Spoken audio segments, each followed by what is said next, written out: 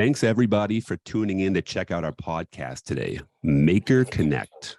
My name is Matt Despins, and I'll be your host for the show. With me today, we have co-founder of the Maker Group, Matt Getty, who is a partner here at the firm, a true negotiation tactician and an architect in its highest form.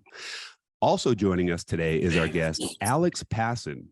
Alex is currently the co-founder at Forklift Data and no doubt has some stories and opinions to share. It's really nice to meet you, Alex, and thanks so much for coming on the podcast. Hey, thanks for having us. I'm excited to get started. Yeah, absolutely. Okay, so listen, the one thing we try really hard to do in this podcast is to keep the acronyms and buzzwords to a minimum, and we also like to keep it fun, relaxed, and casual. You don't strike me as the type of guy, Alex, that's going to have a ton of acronyms or corporate speak anyway, so I think we're good to go there. No, we should be just fine. I'm pretty authentic. And if I do say something that's out of pocket, I apologize, but we'll figure that out. Yes, sir. Sounds like a plan. So let's get started. So, Alex, if you're open to it, I'd love to start by asking you to tell us a little bit about your career and your background so that the listeners can get just a flavor of your negotiation experience. Also, if you don't mind, maybe you can let us know kind of at what point in your career did you discover the importance of negotiations and start to actually take it seriously? And listen, don't be shy about bragging about your career. You've earned it and the listeners want to hear about it. So I'll turn it over to you, sir. No, that's great. Thanks for the introduction. Alex Passon. I grew up in Lakeville, Minnesota, born and raised here. So 38 now, and I've lived a total of 16 miles away from my birthplace. But in general, I've got mainly retail experience. So I went to the University of St. Thomas and got a job at Target right out of college and started as a business analyst. So over 15 years at Target, I've been in inventory management, buying, and I actually was part of the pilot program to kick off the planning organization at Target. And I would say where I learned how important negotiation is, probably the first flavor I got when I was first kicked into a buyer role. So after I was a business analyst a couple times at Target, they kicked me into the buyer role of the glorious land of photo labs and digital photo frames. So back when America said, hey, let's look at electric pictures of ourselves that transfer through, and we were all just shocked.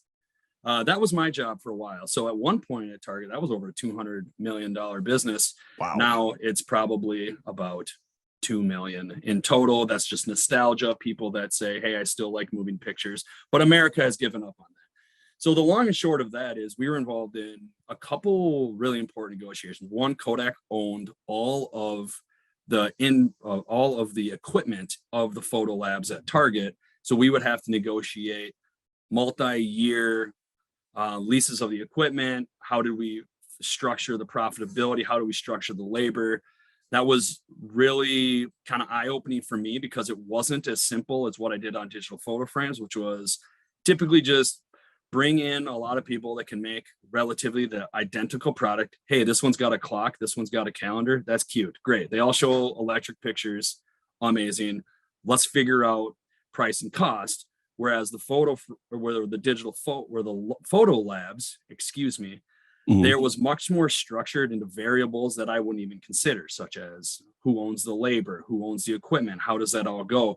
And I think I was probably way out over my skis in that. And luckily, Target had an internal negotiation group that kind of helped calm me down and guide me through that. But I would say that was my introduction to where negotiation was supposed to be kind of a big deal and kind of eye-opening for me. I mean, negotiating with Kodak, especially at that time when they were the name in photographs. I mean, did that feel intimidating at all, when you were doing that?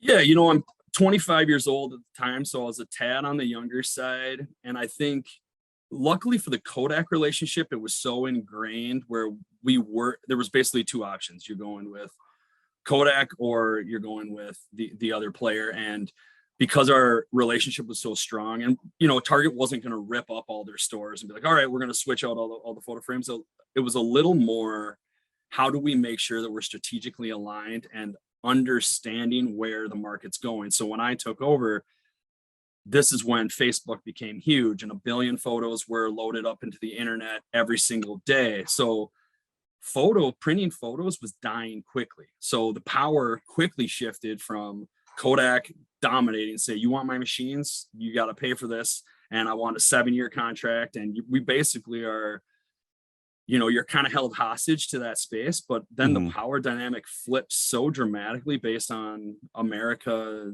and just user preference that the power shifted completely into Target's hands. And so I would say that part wasn't as intimidating when I had as many people kind of holding our hands, but I did get a real peek under the curtain into how important relationships are at a senior leadership level, and how do you make sure that corporate strategies are aligned, not just your little silo of Alex photo lab buyer.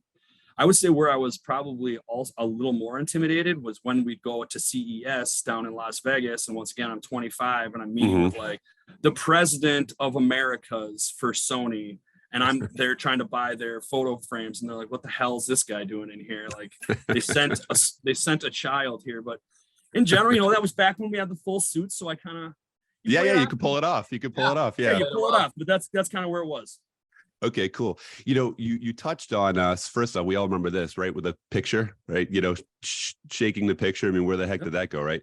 But we talked about power. You talked about power dynamics a little bit, and I want to flip this over to Matt Getty for a second because obviously you and Matt have worked together in the past. Matt has actually trained you in some of your negotiation strategies, which is pretty remarkable that it's all come full circle. And here you are on the show with us. So Matt, he mentioned, it's a common theme we hear about, relationships in the power dynamic. Can you talk a little bit about that, either in the retail space or any other place? Yeah, so Maker Group, right? We don't work with retailers, we work with manufacturers, but that's always the topic of, do we have power? Do we abuse power? And so, Alex, I'm curious, do you feel like when Kodak had all the power, were they abusing that power? And so when that power switched, you guys came back in a super, super heavy way and said, hey, we're gonna, or was Kodak much more collaborative and not really abusing the power that they had? Or were they really trying to put the screws to you guys every chance they got? Yeah, that's a really good question. I think Kodak was actually an exceptional partner for us, where I think they rightfully so used their power. So they were dominant in the photo finishing business, but I think they used some of that to squeeze, hey, I want the front cover for my digital photo frames. So they would play it into areas of the business that they didn't have as much power to basically say, look how important I am to you from a total level. And as power shifts or moves around, I'm going to best present my total strategy to you, but I'm going to try to tie it all together to make it difficult for you to decouple some of our asks. So I think I wasn't trained at that time, and a lot of our group was kind of working with this new-ish internal negotiating group at Target. And I think we did definitely take a very whole picture approach when we probably could have done a better job of parsing it out a little bit and really respecting their power in the negotiation where they had it, but also taking it back where we probably didn't have to listen to them as much as we did. One thing, and I don't want to totally derail us, but you keep mentioning the internal Target negotiation team, and I know Walmart is building out a negotiation team. How impactful was that in terms of just having a dedicated resource inside the organization just to help support, plan, prepare? Is that something that you see retailers will continue to kind of double down on, just because, negotiations extremely important for the supplier base? So yeah, just kind of curious your thoughts on that. Yeah, that's a really good question. I think the thought is pure, right? We are going to create our own negotiations group and we'll dominate. We'll hire the Matt Getty and we'll have him come in and build it all out. I would say where the problem lies in is often with the negotiation, the people that become the resources for the buyer and planner, they're usually in a tweener job between a business analyst and a buyer role. So they're not usually seasoned buyers, they're not usually seasoned merchants. And therefore, I think it's much more just process driven. Here's an Excel grid, that number's less than this number, so we won, rather than helping you shape what's the total picture? What's a 3-year, 5-year plan with this giant vendor? How do we figure that piece out? I don't think it's going to work. You would have to hire trained professionals around negotiation. You can't grow them internally, because if you do, you basically should be hiring your divisionals and senior buyers rather than before a first-time buyer. But I haven't seen a lot, but I would say that's kind of my opinion on the thing. They did their best at the top level, and I know the guy who kind of created it. He did an exceptional job of trying to translate that to every business. It's just a little too difficult for the people to figure out. Well, and I think Target's top competitor, Walmart, right? Maybe Walmart learned from this. I know Walmart went out and hired quite a few external consultants, and their negotiation team is mostly comprised of kind of external negotiation professionals. So they don't have that kind of homegrown, because I think, again, people, if you've been in a culture for a long time, it's kind of hard to get outside that culture and be objective from a consulting lens, whether it's internal, external consultancies. Let's take that one step further for a second. Matt Getty, start with you. What do you see as some of the different negotiation strategies that would exist on the retail side versus on the supplier side? Yeah, I think for our clients, they normally sit in 2 to 3 buckets, right? They're viewed as a strategic partner, and so the retailer wants to collaborate. They're viewed as kind of a need to have, and so there's variety across the category, or they're viewed as like I'm going to have them, but I'm just going to kind of leverage and utilize, and I don't really care about this brand. And so depends on where you sit in that. Obviously, all of our clients want to get to that strategic partnership level to try to create value, but a lot of it is just on the supplier's end to really show their willingness to collaborate. And again, that doesn't translate to dollars. It just translates into collaboratively saying, hey, how do we grow together? How do we innovate? Curious kind of Alex's position, because Alex, this is your world. Yeah, that's what I was going to say. So yeah, flipping that over to Alex, being that it is your world, your input would be amazing. Yeah, absolutely. So I think there's 2 buckets that most buyers think about when they're like, how am I going to take this negotiation very seriously? One will be a joint business partner, or just a massive client a massive vendor or brand that like, I'm not going to kick Clorox or Procter & Gamble out of the store. I'm not going to do that. So how do I live within those guidelines, making sure that the customer base, which is the American people, what do they want? And how do I make sure I've served that up to them? And it's my responsibility as a merchant to offer that to the customer base. And if I think that I'm so special up in headquarters in Minneapolis, that I'm going to fold a brand or take away from the shopping experience because I'm going to grandstand on my negotiation principles, all of a sudden I don't have Bounty at Target, for example. Like, that would be a problem. And people would say, oh my gosh, I don't have the items that I demand that a retailer carry, so I'm going to go shop somewhere else. So I think it's really important for a buyer to think through that. Yeah, you have a lot of power, purchasing power as a juggernaut in retail, but you have a responsibility to your customer base to make sure that you're carrying the right products. And that's where a brand has also a lot of power to say, okay, yeah, you're coming to squeeze me for all this penny profit, and you're trying to say, oh, I need 400 bips of profit, basis points. I want to make sure I'm not ruining acronyms here. Good memory. Good memory. Yeah. 400 basis points of product. If we said that to Procter & Gamble, they just laugh in our face and be like, all right, well, we're just going to go to Costco and now we're going to run $8 coupons and your business is going to be folded.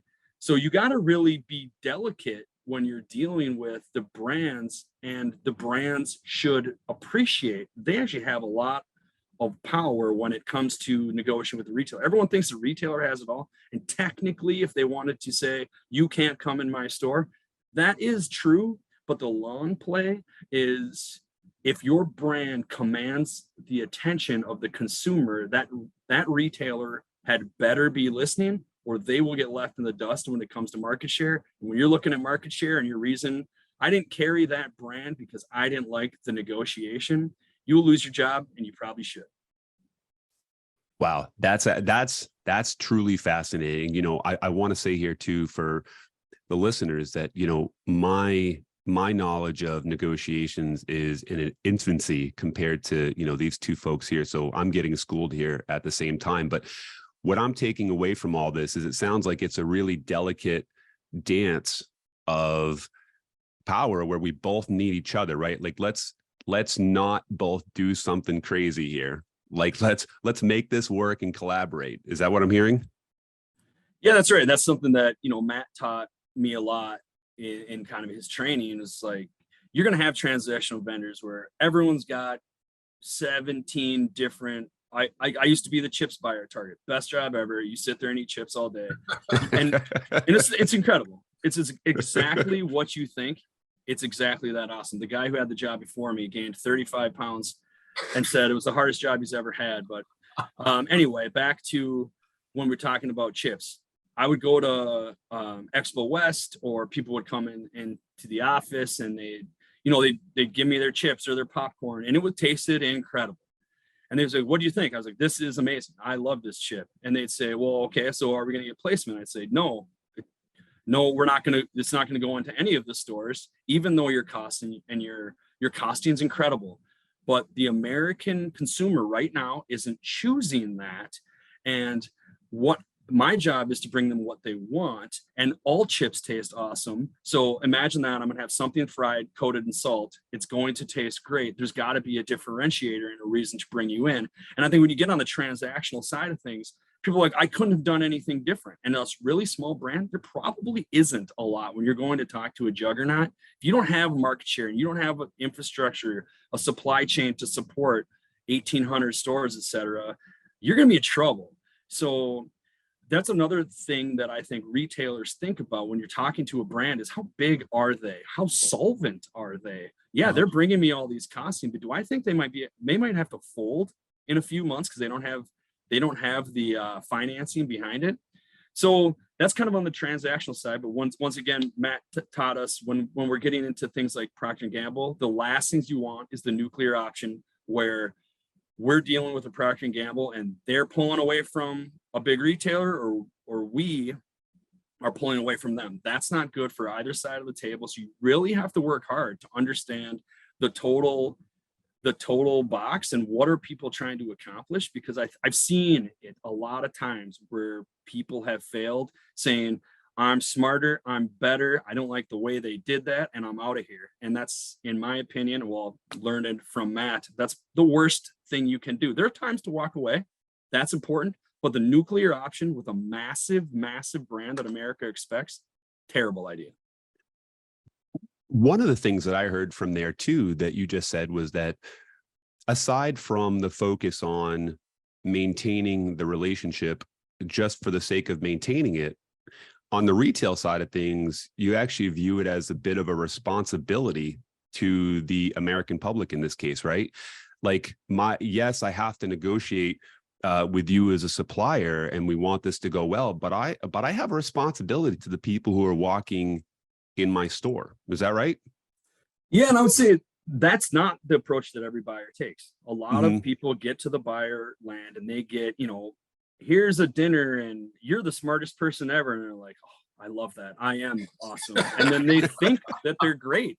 And the problem with that is like, that can be used as an extremely powerful negotiating tactic. If I'm a big brand, all I'm doing is pumping that buyer's tires. Your strategy, I've never seen a strategy like this in the industry. Your strategy is incredible. You're leading.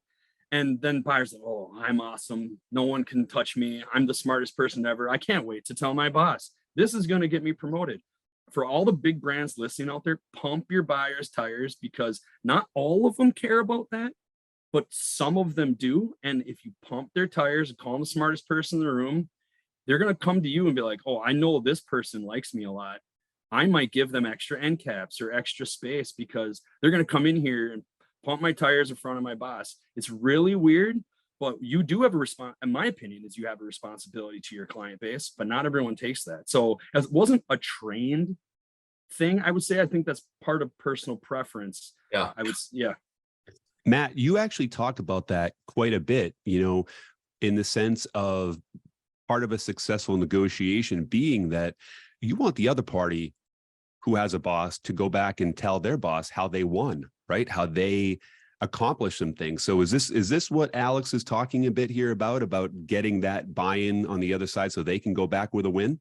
Yeah, I mean, we talk about the pound of flesh, right? Like, what's if I'm selling to Alex, what's Alex's victory speech internally? It makes him look like a rock star, but also Alex is talking about ego, right? It's in the corporate world.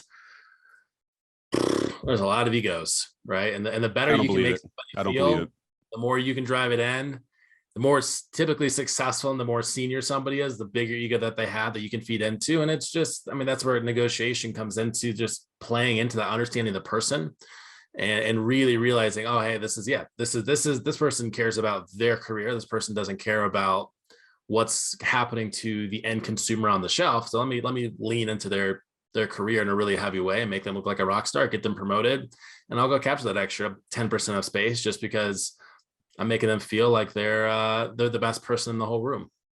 Well, that's a really good point too. And I would just add, like in my business is 3 years old. Yep. And when we started, we're like, oh my God, our negotiating power. And when we talk to anyone, we would just be like, here's our price. They'd say, oh, I can only afford this. We're like, well, we'll take it. Because we don't have any, we need business and we need to make a name for ourselves. But now we've established our ability to turn business away and accept clients that make sense for us. So our negotiating power internally has shifted significantly. And I think even with all my experience that I've had with, I guess, most of the power being at a massive retailer, you've got to change and adapt, and it's not about you. It can't be, else people will fail. Business will fail. Forklift will fail. If Target did all of their stuff around ego, they would fail. Same with Walmart, Amazon. It doesn't matter. You have to make the right, smart business decision. And that can be folding brands, walking away. But when it comes to huge negotiations, you've got to put your ego aside and do what's best for the consumer and therefore the overall business. You just got to remove yourself. You have to, else you'll fail. Yeah. You said something really interesting there.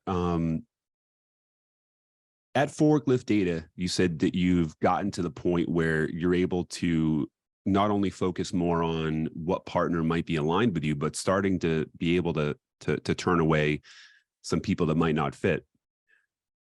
From a negotiation standpoint, or I guess just business in general, do you feel that is a marker of a business when they've gotten to the point where they're able to negotiate in such a powerful way? Like, do you think that's a good line of demarcation of success?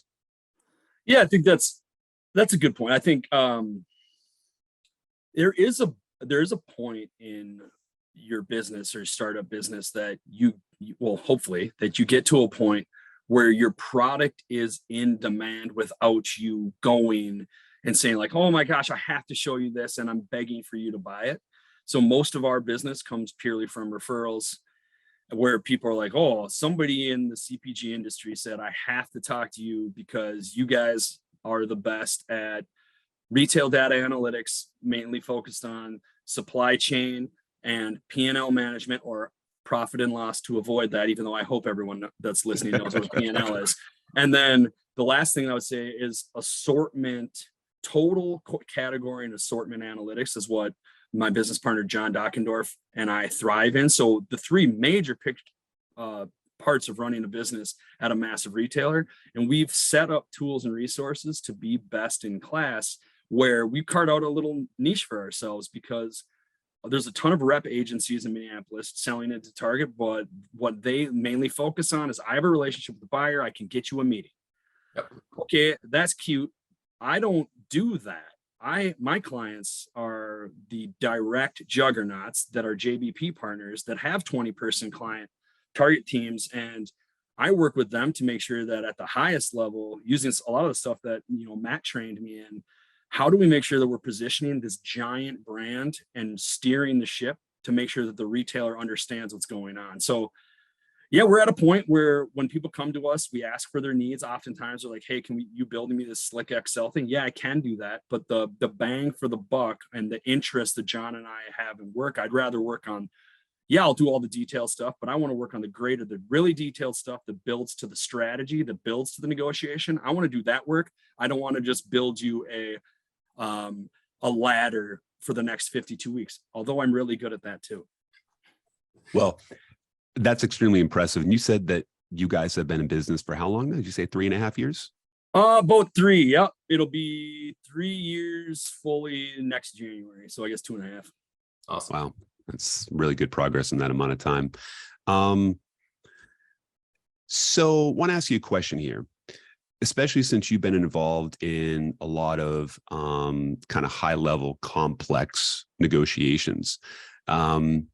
Movies portray negotiations with a lot of pounding fists on tables and intense facial expressions and yelling with emotions, manipulations. What do you think the biggest differences between, call it, real life negotiations, the one that you've always been involved in, and the ones that we see in the movies?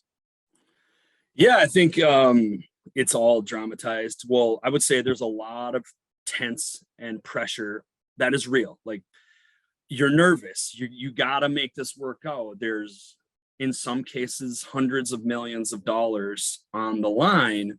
How do we, you have to take it seriously. And I think that is real. And they would portray that in shows a lot. But if you think of the movie, what is it? Or the show Succession, the guy will sit there and he'll just be like, fuck off. And you'll be like, well, that doesn't work. Well, you can't just scream at someone and say that. Well, you can. But once then that goes back to ego. So I think what they don't show and they need to show would be really, really boring, is the amount of detailed analytics and preparation that must go into a negotiation. If you don't, you will get laughed out of the room. And I would say that is one thing that when I worked at a large retailer, we were grossly underprepared. And I would say that was because the day-to-day job of being a buyer and meeting all your brands, like, that was a lot. And you negotiate usually once a year around your line reviews or your JBP season. So you might have 3 JBP, joint business planning partners. You do that once a year, and then you do your line reviews once a year. And then you forget, well, you don't forget about it, but that's like when you do your prep. And people are just too busy, and it's not enough of a learned task that a lot of people fail. So that's what they don't show you. They don't show you the prep that goes in. And I would say that 90%, probably more, of the buying community is grossly underprepared. So for your listeners, if you're not working with the maker group, you've got to figure out a way to prepare heavily. When our clients go into our negotiation, they know the buyer's business way better than the buyer knows their business. They know the category better. And now you're not going to go rub that in their face because that's going to piss them off. But when you go in there, if you guys have the full picture and that buyer's kind of, oh, they're coming in for my 17th meeting, oh, I got to just do this in the next 2 hours and I'm out of here, you can bury them in the ground, still make them feel like the smartest person in the world, and walk away laughing. So preparation's key, and they don't show that in the movies.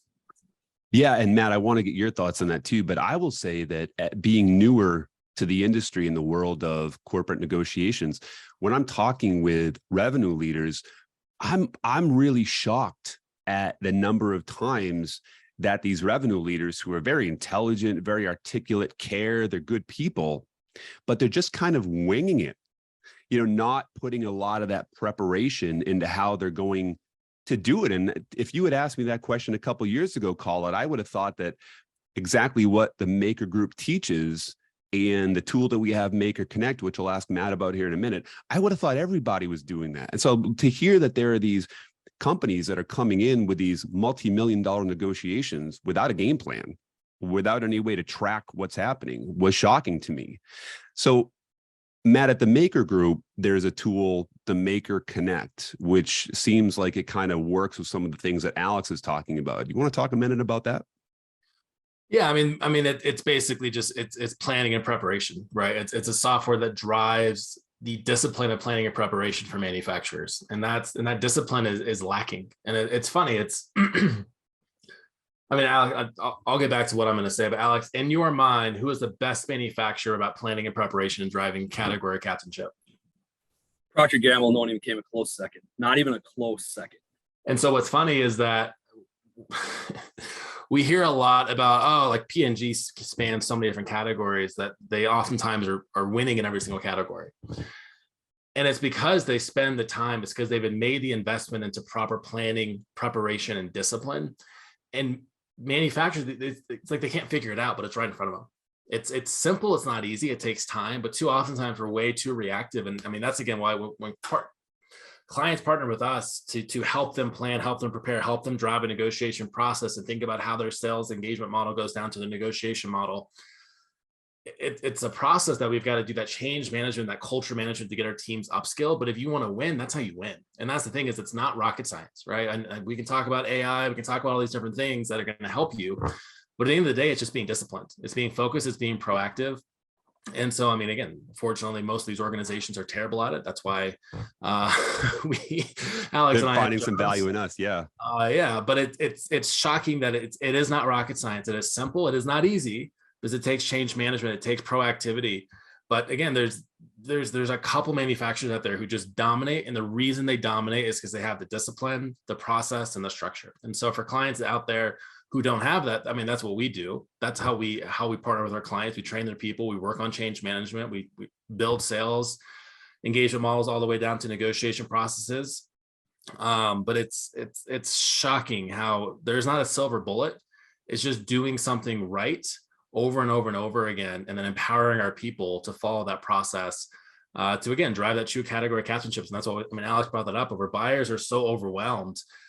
There's a massive opportunity if you can go in and lead that category, right? You don't have to be the P&Gs. You could be a tiny brand that comes in with an overarching category strategy saying, hey, guess what?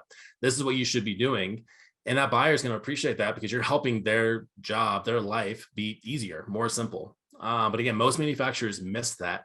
And we just overwhelm ourselves with tools and all these things that don't really get to the point of, let's just be disciplined. Let's take time. Let's be proactive with their planning process. And if you do that, I mean, the clients for ours that do it well, I mean, they'll see a 15, 20, 30% uplift in share of shelf and profitability just at their most recent line review, because that's what they do. So it's frustrating, because I mean, I've been doing this for 8 years, and you see all these clients, and some get it and then some don't. And they come back and say, oh, why isn't it working? I'm like, well, you're not following the process that you're supposed to be following. You're not doing the simple things, the basic blocking and tackling that are going to lead to massive amounts of success.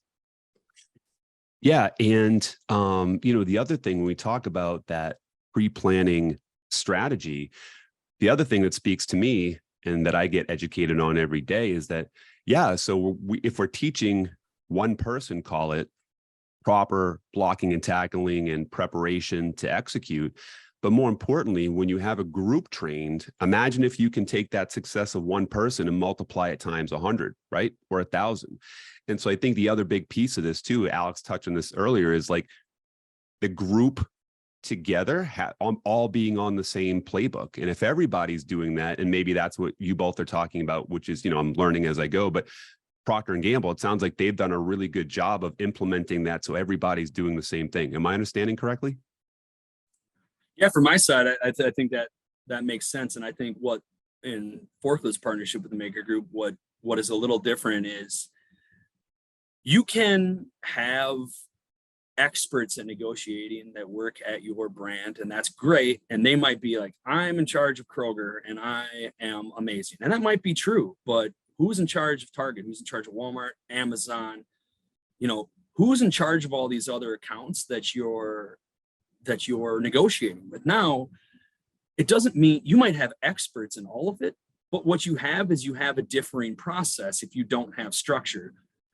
And that's what I think the Maker Group does a great job of. It's the structure of the data will be presented to leadership at all your different retailer points the same way. So you can see which retailer is jerking you around, which retailer is really leaning into your brand, who should you be offering exclusives to, who should you just go, all right, I'm not even going to really, you want to cut my SKUs, great, you're going to keep my top ones, but now I'm going to run over to Costco and give them one hell of a deal. Like seeing the forest from the trees, using the data, but then having all the different retailers laid out in front of you allows leadership to help influence how they're going to flow their funds and who they're going to sell to in the large amount of quantities, who they're going to get the exclusives to. So I think that's where the preparation for a CPG brand comes in. It's one thing to be prepared and organized for one negotiation. That's critical.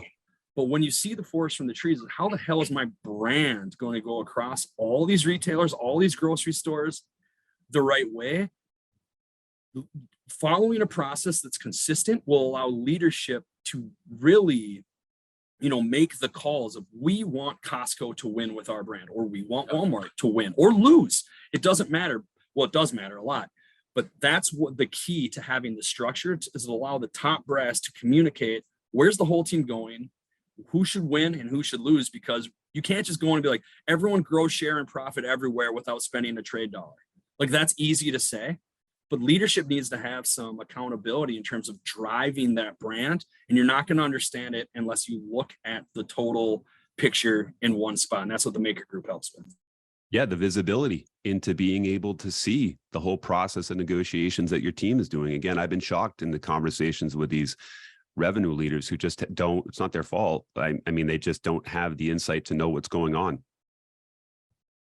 Matt, did you have some thoughts on that? Oh, I was going to say it is their fault, because if you're a revenue leader, that is your job. I was trying to be, I don't quite swing a heavy enough stick yet to assign fault, but you do. So those were actually my thoughts, but yeah. It's not assigning fault. It's just, it's tough, right? Changing culture, changing process.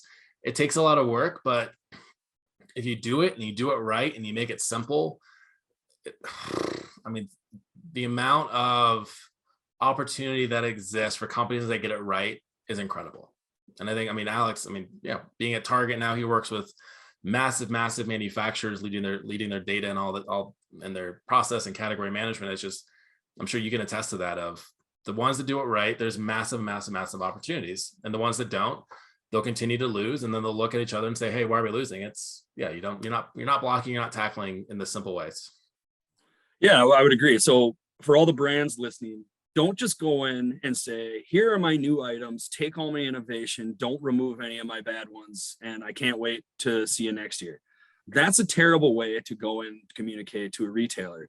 You should go in with, if you don't have a full category lens, which we everyone on this call can help you with, but if you don't have a category lens, at least with your own business, you should understand, I have 17 items that are doing really well, 5 that are doing okay, and 3 that are doing terrible.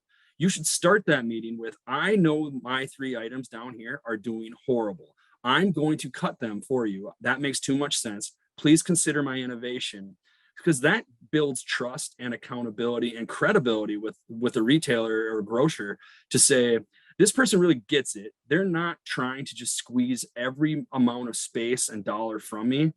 They're truly stewards of the category is the goal. But if you're not a steward of the category, you should at least be a steward of your items. And if you're just in there, say, take all my innovation and don't cut any of my SKUs, I don't even think about you. I go, I can't trust you, so I'll make all my decisions and you're out the door. So yeah, part of it is that authenticity and thinking about what the other party needs, right? So wanting to establish that trust. And Matt Getty, talk about that often. Trust is big in negotiations, especially these ones that rely on partnerships, right? Yeah, there's a lot of scientific studies, and we talk about this in our advanced negotiation workshop a lot, is how to establish trust. And trust comes down to 3 things: ability, integrity, and benevolence. But when you look at what science actually says, the most effective way to establish trust is benevolence. And so when I'm looking at a category and I'm willing to harm my own organization for the benefit of the category, that's me being benevolent to my buyer. Ooh. And that establishes true, genuine trust and opens up opportunities where most brands go in there. And to Alex's point, they say, here's my 7 new innovative items. Even though we've got 20 SKUs in the lower 10% or 20%, don't cut them. If you cut them, something bad is going to happen. And so that's not a collaborative way to do things. And so again, every manufacturer we talk to talks about being a collaborative partner, but very few are true collaborative partners, because to do that, you've got to lean in and you've got to understand, hey, how do we actually grow together versus this is what I need and to do it or else.